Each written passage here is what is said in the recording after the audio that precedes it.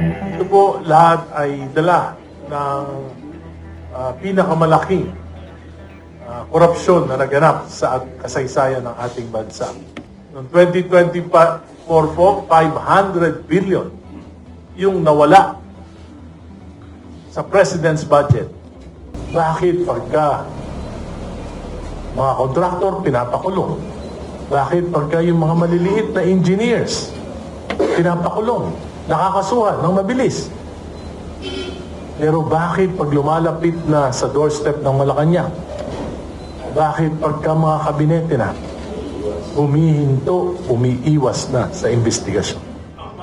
Ayon kay House Deputy Minority Leader Edgar Erice, sunod-sunod at palubo ng palubo ang mga pondong ipinasok umano sa pambansang budget sa nakaraang 3 taon. Giit ng mambabatas, malaking bahagi ng mga pondong ito ang inilipat umano sa mga questionableng proyekto, kabilang ang mga substandard infrastructure at flood control projects na patuloy na binabatikos dahil sa umunoy palpak na implementasyon. Noong 2023, mga 300 million po sa national budget ay pinalitan. 300 billion pinalitan. Yung mga matitinong mga proyekto na pinag-aralan ng mga ahensya ay napunta po sa mga anomalyang proyekto. Noong 2024 po, 500 billion yung nawala sa President's budget.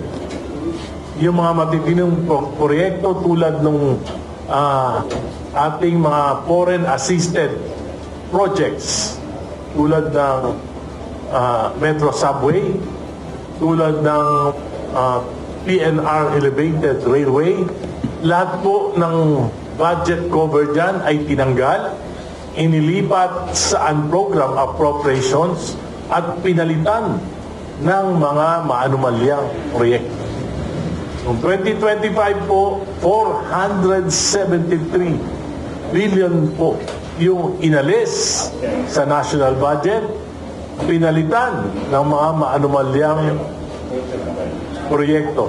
Kauna-unahan sa kasaysayan ng Pilipinas na may ganito pong kalaking insertions, diversions at amendments sa national budget. Babala pa ng kongresista, maaaring may malalim na epekto ito sa ekonomiya ang malawakang korupsyon dahil umano sa maling paggastos at pagkawala ng tiwala ng mamumuhunan. Nagbabala rin siya na maaaring bumaba sa 3% ang GDP growth ng bansa sa unang quarter ng 2026. At dahil dyan sa mga investigasyon na nangyari, mga knee-jerk reactions ng gobyerno, ano po nangyari? Hanggang ngayon po, wala pong public spending sapagkat walang bidding sa infrastructure. Tinanggal lahat ng mga flood control projects. Kahit yung matitino, tinanggal. Hanggang ngayon po, hindi pa alam kung kailan magkakaroon ng public works bidding. Ano ibig sabihin yan?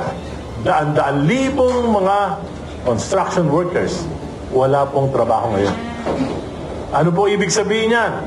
Maraming malulugi ng mga negosyante, construction supplies, at iba pa. Ano po ang ibig sabihin yan? Ang hula ko po, may projections, by first quarter, hindi lalagpas. I'm sure, less than 3% ang GDP. Nananawagan naman si Erice ng mas malalim na pagsisiyasat sa umunoy 1.45 trillion pesos na insertion at hinikayat ang mga oversight bodies at auditing agencies na suriin ang mga proyekto kung saan napunta ang pondo. Pero may sentimento lang ang mababatas sa mga investigasyon ng pamahalaan. Anya, tila walang direksyon o kung hindi man ay ayaw ng imbestigahan kung naituturo na ang mga malaking tao sa Malacanang. Ang Blue Ribbon Committee ni Senator Lacson, hindi mo maalaman kung ano direksyon. Inagalang ko po si Senator Lacson, pero nakita ko po ngayon, parang walang direksyon yung kanyang pag-iimbestiga. Siya mismo, pinangalanan niya si Executive Secretary Lucas Bersamin at ang pamangkin nito, si Yusek Adrian Bersamina tumanggap ng 8 bilyon mula kay Engineer Bernardo. Pero hindi niya po inimbestigahan, hindi niya pinatawag, at ngayon lamang nabasa ko na wala siyang balak ipatawag ang mga Bersamin. Bakit po? Bakit pagka mga kontraktor pinapakulong? Bakit pagka yung mga maliliit na engineers pinapakulong, nakakasuhan ng mabilis? Pero bakit pag lumalapit na sa doorstep ng Malacanang, bakit pagka mga kabinete na humihinto, umiiwas na sa investigasyon? Sa gitna naman ng mabibigat na paratang, nananatiling malaking tanong kung magkakaroon ba ng patas na investigasyon upang malinawan ang publiko sa tunay na kalagayan ng pambansang pondo. Kita naman po natin because of the corruption issue, the flood control issue, nung 2025 ang GDP po natin ay 4.4%, which is way below the target of 5.7%. Because yung yung third quarter po is about 3.9% at yung fourth quarter 3%. Ito po lahat ay dala ng pinakamalaking korupsyon na naganap sa kasaysayan ng ating bansa. The greatest heist in the history of national budget and infrastructure sa ating bansa. For the first 3 years of the Marcos administration, 2023, 2024, and 2025, 1.45 trillion po yung insertions, diversions, at amendments na karamihan po ay napunta sa mga ghost flood control projects, sa mga substandard projects, sa mga proyekto na talaga namang pinagkakitaan lang. For example, yung PATS Eye, nakikita nyo maliwanag sa mga highway, yung railing sa mga highway, pati na po yung mga solar lamps na nakikita nyo sa mga highway. Ito po ay sa dahilan noong 2023, mga 300 million po sa national budget ay pinalitan. 300 billion pinalitan. Yung mga matitinong mga proyekto na pinag-aralan ng mga ahensya ay napunta po sa mga anomalyang proyekto. Noong 2024 po, 500 billion yung nawala sa President's budget. Yung mga matitinong proyekto tulad nung ating mga foreign assisted projects tulad ng Metro Subway, yung mga matitinong proyekto tulad nung ating mga foreign assisted projects tulad ng Metro Subway, tulad ng PNR Elevated Railway.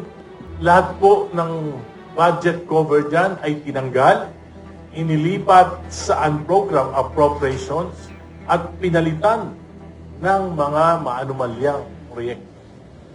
Noong 2025 po, 473 billion po yung inalis sa national budget, pinalitan ng mga maanumalyang proyekto.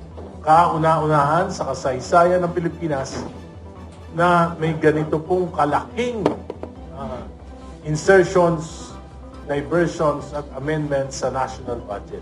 Ang national budget po ay napakasagrado sapagkat ito po ay sinisimulang himayin at pag-aralan Enero pa lang ng taon. For example, yung 2027 budget natin, January pa lang po pinag-aaralan na yan. Sa mga ahensya, doon po sa ibaba. Pagkatapos po, dinadala yan sa mga regional offices, dinadala yan sa mga national offices. Pagkatapos, sa kaya pa lang yan dadalhin sa DBM at aaprubahan ng kabinete, aaprubahan ng presidente. Pagkatapos pong pag-aralan, dadalhin sa Kongreso. Pagdating sa Kongreso, ano nangyari? 2023, pinalitan lahat. 2024, pinalitan lahat ng mga importanteng proyekto. 2025, pinalitan lahat yung mga importanteng proyekto ang ipinalit. Yung pong mga proyekto na malaki ang kickback na halos wala nang ginagawa. Pinagpiestahan po ng Marcos administration ang national budget for the last 3 years. At yan po ang nangyari, bagsak ang GDP from 5.7% target, 4.4 po ngayong 2025. At dahil dyan sa mga investigasyon na nangyari, mga knee-jerk reactions ng gobyerno, ano po nangyari? Hanggang ngayon po, wala pong public spending sapagkat walang bidding sa infrastructure. Tinanggal lahat ng mga flood control projects. Kahit yung matitino, tinanggal. Hanggang ngayon po, hindi pa alam kung kailan magkakaroon ng public works bidding. Ano ibig sabihin yan? Daan-daan libong mga construction workers, wala pong trabaho ngayon. Ano po ibig sabihin yan? Maraming malulugi ng mga negosyante, construction supplies, at iba pa. Ano po ang ibig sabihin yan? Ang hula ko po, may projection, by first quarter, hindi lalagpas. I'm sure, less than 3% ang GDP. Lalo pong maghihirap ang ating mga kababayan.